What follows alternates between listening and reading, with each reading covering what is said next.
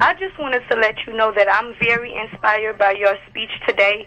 It's just so much negativity going on in the world, and just to have someone on TV letting people know the struggle and that God can pull you out. It is such a blessing just to hear you speak. Yes, it is. So I just wanted to thank you, and just to let you know you will be in my prayers to stay strong, and just thank you so very much. Thank you. Hear me when I tell you now, I thank you, Mama, for who I am.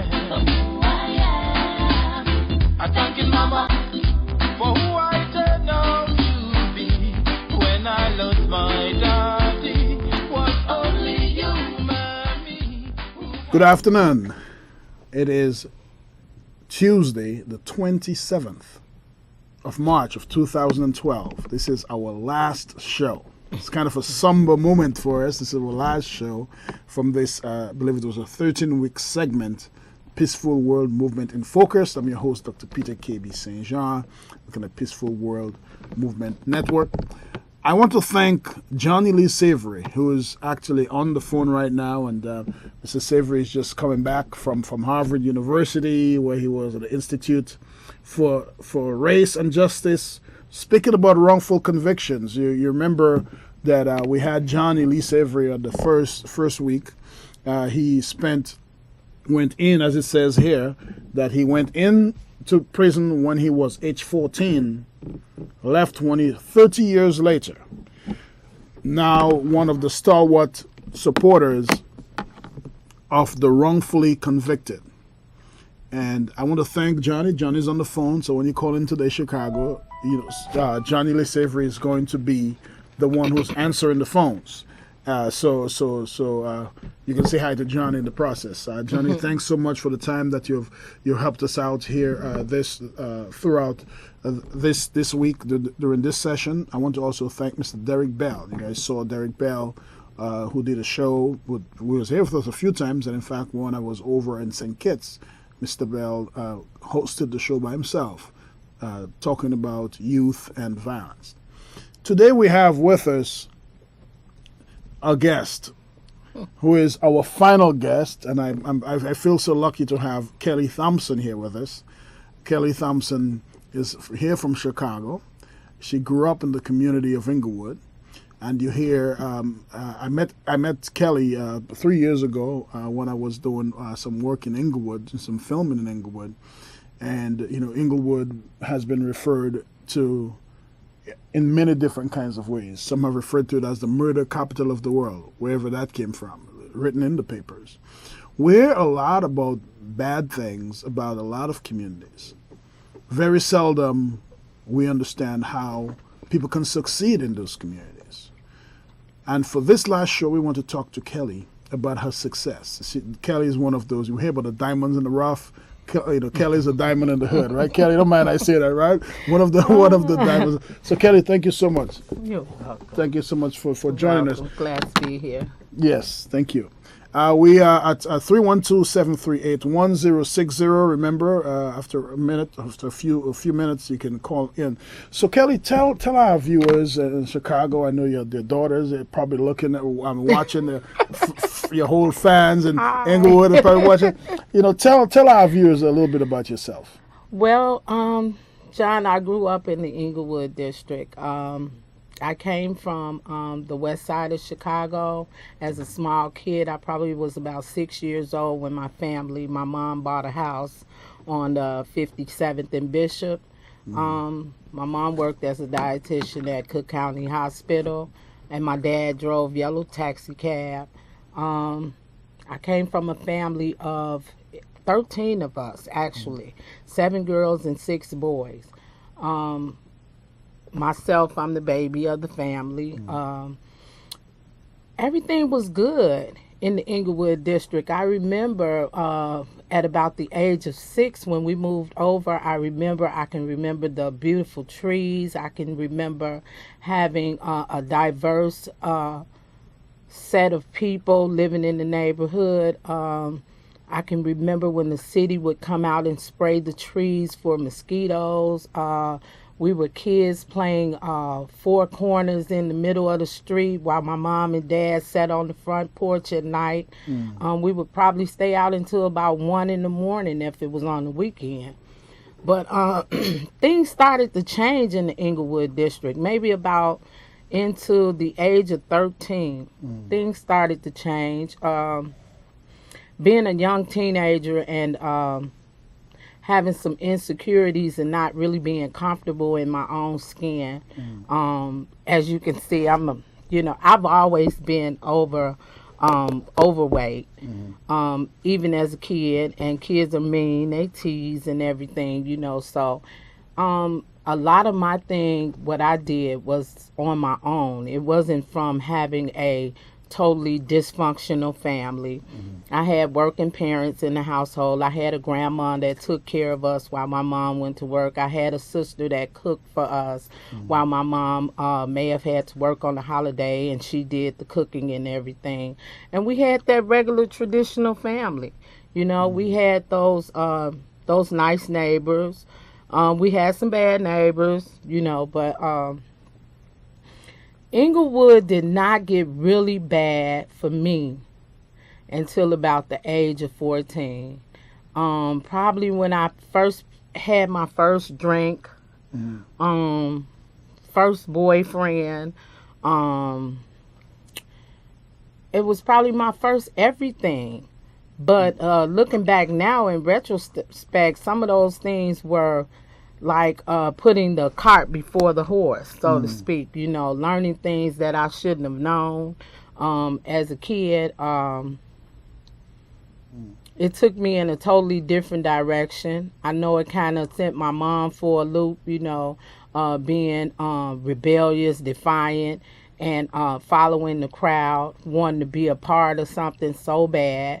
Because my brothers and sisters, they were grown, and they had their own families, and I had to pretty much find my peers within the neighborhood and people to gravitate to within the neighborhood. It took me on a long toll of destruction. It took me down the road of alcohol and drug abuse, teen pregnancy, a lot of negative things. I dropped out of school. I was a student at Dunbar Vocational High School. I dropped out with being a mother of 2 children by that time. I continued on that road of destruction right up until the age of, in fact, in the year 2000. When I finally decided, well, I didn't decide, but it was by God's mercy and grace that he saw fit to come down in that deep, dark hole and pull me out of a hopeless state of mind. Today, I thank God for that, because today I've been clean and sober for 12 years. February the 19th made 12 years I've been clean and sober. I got my start.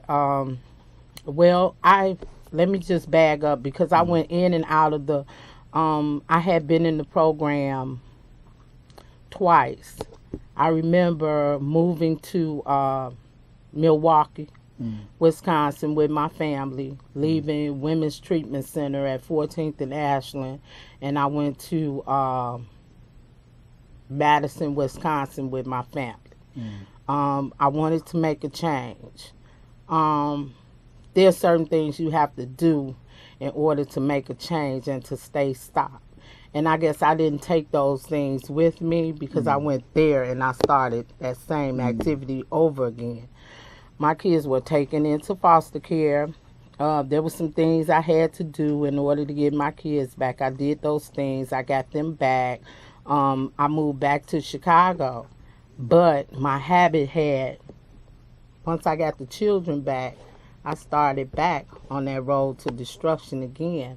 Drug and alcohol is a disease. It is really hard to explain if you don't know exactly where I'm coming from. It's you're powerless over those things. Those people, places, and things that carry that destruction, you're totally powerless over it. But by God's mercy and grace, as I was saying, He lifted me out of that deep, dark hole, that hopeless state of mind. I got to Chicago. I remember my bottom being lifted up to me because I just was not going to surrender and admit that I was powerless, that my life had become unmanageable. I was not going to admit any of that. I was going to continue. It was not until that day that my sister told me, you cannot stay here. You have to leave. You have to take your children. Kelly. Kelly Thompson. You have to take your children and you have to leave. You can't stay here like that. So my last time around, I went to Cornell Intervention. Kelly, let's back up a little bit. There was the night when, or that day that your sister told you had to leave. Can you tell us a little bit about the details about that? How exact? Because it seems that that was a turning point for you, wasn't it? That was a turning point for me. Can you, because sometimes we talk about persons hitting rock bottom. You said that the bottom was lifted up to you. We're gonna take a quick call from our first caller here, but I want you to tell persons about that night on that corner with your children. What happened? So not with your children, but that night, how you felt. Maybe if it was a summer night or not. We'll talk about that when we come back. Caller. Yes. Yes, ma'am. How you all doing today? Very good, ma'am. How are you? Thank you for calling. Okay. How you doing, Kelly? Yeah, Kelly. I'm fine. How are you? I'm blessed. I just wanted to let you know that I'm very inspired by your speech today. It's just so much negativity going on in the world, and just to have someone on TV letting people know the struggle and that God can pull you out, it is such a blessing just to hear you speak. Yes, it is. So I just wanted to thank you, and just to let you know you will be in my prayers to stay strong, and just thank you so very much. Thank you. Thank you so much. Caller, thank you so much for calling, and there's some much more to come. Do you know Kelly personally by any chance, caller? Either? No. Oh, well, that's even more powerful. Well, thank you for taking the time to call in. And you're about to hear Kelly talk about that night when his sister said to get out of your mother's house.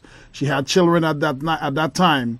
And what we want to do here with the Peaceful World Movement in Focus, to let people know that the beginning of your life is not the middle, and the middle is not the end. Yes. And it's not how many times you fall, but how many times you rise. And sometimes we hear about the failures, but we don't hear about the successes. So unless we hear how people were able to do it, sometimes we are lost at ourselves. We lost ourselves of ways that we can find hope. So I really thank you for calling, okay? Yes, and Kelly, you are such an inspiration to me. I really thank you. You're welcome. Thank you so much for calling, okay? You. All right, Keep on listening. Day. Thank you, ma'am. Thank you. Bye-bye.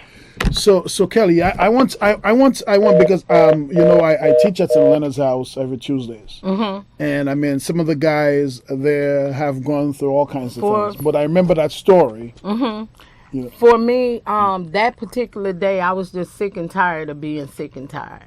I had exhausted everything. I was empty inside, spiritually, mentally, physically. I was just totally drained, And I remember going into my mom's house and getting upset because I couldn't get $10. And I remember getting into an argument with my sister that was the caretaker for my mom at that time. And I remember her saying that I had to find another place to stay, that they had gotten fed up with me. It was time for me to go. That day, it was February the 12th of 2000.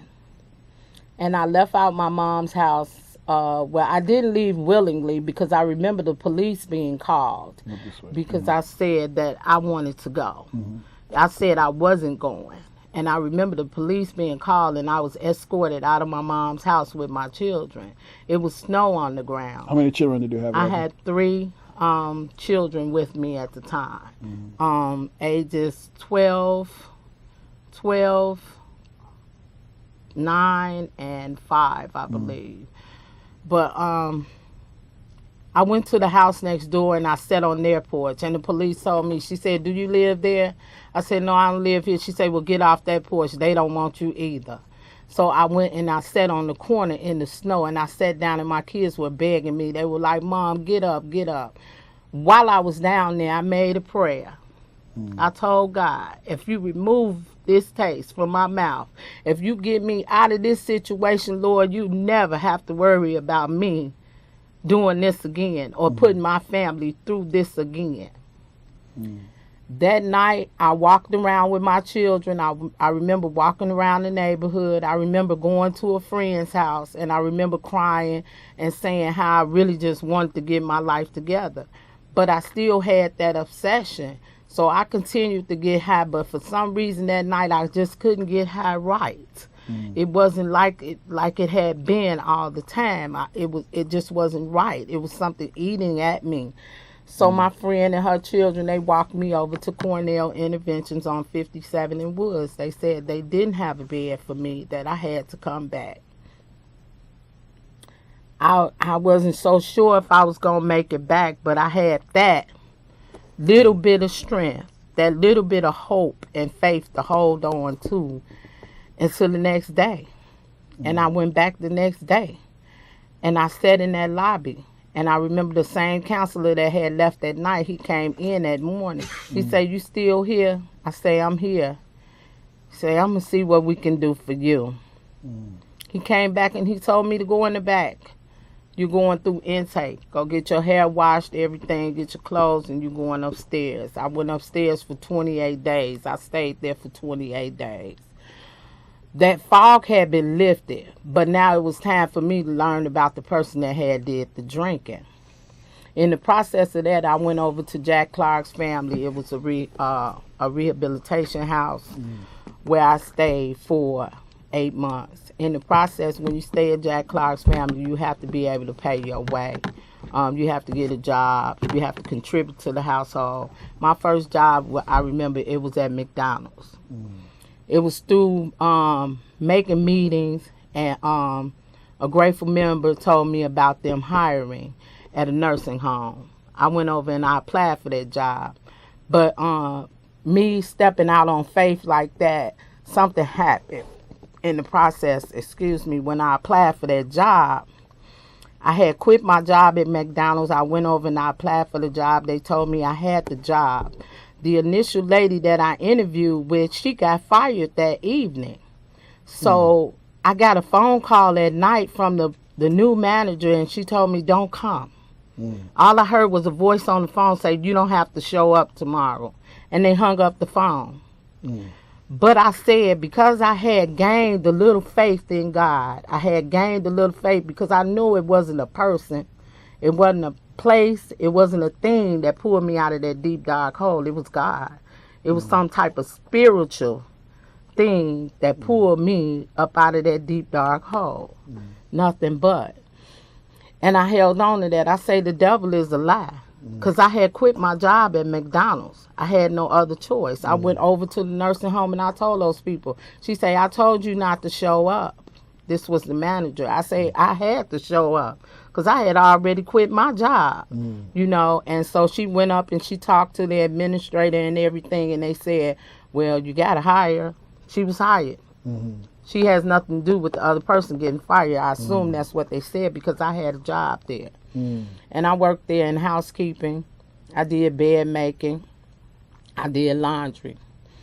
One of the DONs there, she knew how I interacted with elderly senior people. She told me, she said, do you want to go to school to be a CNA? And I agreed to go to school to be a CNA. I became a CNA. And then, you know, I gotta get, you know, you don't get the best treatment as a CNA. You get the dirty work, but it's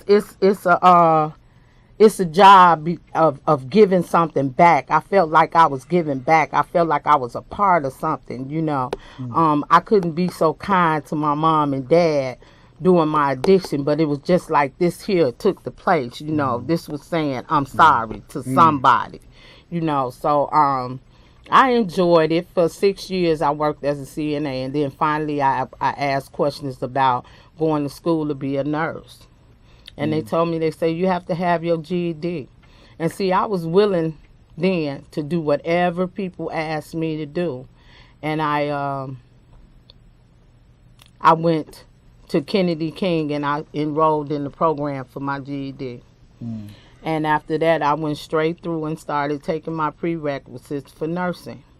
In 2007, I graduated from Kennedy King nursing program and became a licensed practical nurse. I practice now as a licensed practical nurse. I am currently a student at Chicago State University. I went there with the intention to get my BSN in nursing. It's been rough, and it's been good. But you know what? It's life on life terms. It's nothing. What I'm going through it's on a daily basis. You know, I figure if I add with the trouble I have, if I add the drugs and alcohol, I just double my trouble. You know. So how many children do you have now? I have 6 children. I have 4 boys and 2 girls. I have a son, because of my behavior, I have a son that's doing 14 years. He's done 13 or 14 years in Wisconsin State Prison up in Oshkosh, Wisconsin. I have an older son. He's 31 years old. I have a daughter that's 24. I have a daughter that's 19, and I have a son that's 18, and I also have a son that's 16 years old now. Any grandbabies yet? I have grandchildren. Yes. You live to Now see you're that. talking about my heart. See, you just brought joy to me. Yes, I have grandchildren. I have 3 grandsons. Travis. Travis is the youngest. Travis is the light of my life. I mean, that little boy, oh my God. So what have believe it or not, we already have just about 4 more minutes to go. What have your life experiences given to you that you have to pass on to the your message I want to pass on to my children, as being my girls, as being young women? You can do anything. A man is not significant. A man is important as your helpmate if he wants to be there, but never think that you cannot do without and make it out here, you know. But you have to have faith.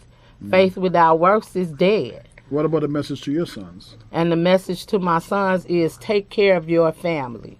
Do what you need to do as a man to take care of your family. It's so important. We have another caller. Let's invite a caller into caller. Hi, caller. Hey, caller. Hello? Yes, caller. Thank you for calling. Thank you for having me. I am one of Kelly's CNA at one of her jobs, and my name is Lisa, and I just wanted to say Kelly is a phenomenal nurse. Oh, thank you. Wow, thank you. Thank you. Lisa. Lisa, are you there? Yes, I'm here. Okay. Lisa, where are you, Lisa? I'm trying to recognize the voice, but thank you anyway. This is Dora, Kelly. This is Dora. I'm sitting here and I'm listening to your story. And I just never, knew that much about Kelly, but her personality is always the same. She always has something humble to say to you. And I just wanted to call and let people know this is her. She's real. Oh, Yeah. Well, thank you so much for doing that, because sometimes you see people smiling all the time or frowning all the time, and you never know their stories. Isn't it so powerful when we can get out there and you can see the stories? Now you may see her in a whole more holistic light, right? Knowing more about her. So, Lisa, thank you so much for calling. Anything else you want to say, Lisa? No, that's it. Thank you. Well, thank you for taking the time for calling in. So, Thank you, Lisa. so Kelly, we have this opportunity here. We have young persons, that are growing up in Inglewood, that people are calling their community the murder capital of the world, that you're hearing about the National Guard and the police, and you're hearing about more policing down the community, locking it down. What do you see as a solution for Inglewood, for it coming back, or as close as it can, to the type of peace that you remember when you were growing up, before age 13, before age 10, yes? You got to continue to give love. My family gave me love. The hugs and the kisses and the food in the refrigerator, those things are so important. It's not so much as important as to go out and party all the time. You have to spend some time with your children. That's so important. That time spent with your children is precious. Time wasted, you can never get it back again. I just want people to know that, this is me. I'm human. You know, I made some mistakes. But God is willing. He is in the midst of everything I do. He orders my footsteps on a daily basis, you know, and I try to let people know that if I can do it, if he can save a wretch like me, There's a lot of hope for somebody. there's a lot of hope for somebody else. That's all I try to say to people every day. You don't even know. That's Yeah. all I just say. I just say, you don't even know. And when I see a woman walking down that same street, that same dark alley that I used to walk down to get one more, I say, I immediately go into prayer. I say, but for Jesus, there goes I. Wow. You know. What a strong note to end on. You know, we're watching here the Peaceful World Movement in Focus. I'm your host, Dr. Peter K.B. St. Jean. We have Kelly Thompson with us, talking about life, talking about hope from the community of Inglewood, a place where a lot of places on earth, even maybe some in the city, has turned us back on. Kelly is one of our pockets of peace, and we're happy to have Kelly be our guest for our last show. We want to thank you so much, callers, for viewing, for watching our show. We want to thank you so much, callers, for watching. We want to thank you for calling, all the good words that you've given us, all the encouragement. We say bye-bye for now. This is our last show for this segment. We'll see you next time. Thank you so much. Without Daddy, life was not easy, but you brought me up with dignity. Yes, time was rough, never had enough, but you made it through with the Lord's support.